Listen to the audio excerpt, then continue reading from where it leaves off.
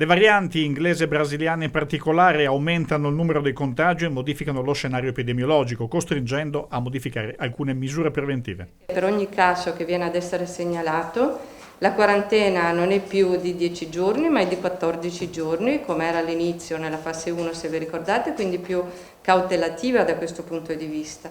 Si chiude con un tampone molecolare negativo e poi, per quanto riguarda il contact tracing, stiamo portando avanti un'azione che è analoga a quella che avevamo soprattutto nelle fasi più problematiche dell'andamento dell'epidemia, che non considera soltanto i contatti stretti, ma anche i contatti a basso rischio. La Regione Veneto punta a rafforzare il tracciamento e isolamento, monitorando in particolare le positività scolastiche con provvedimenti da attuare già dai primi giorni della prossima settimana. Da poco avevamo reintrodotto il protocollo che prevedeva che a seguito di un positivo, se tutti gli altri erano negativi, restavano in classe. Questo rimane, eccetto che il caso non sia determinato da una variante. Quindi se abbiamo una variante e anche un altro caso associato a questo, allora noi dobbiamo mandarli tutti in quarantena. Tutti i casi che si verificano nell'ambito scolastico vengono anche sequenziati, perché è importante che noi sappiamo se sono determinati da variante o meno.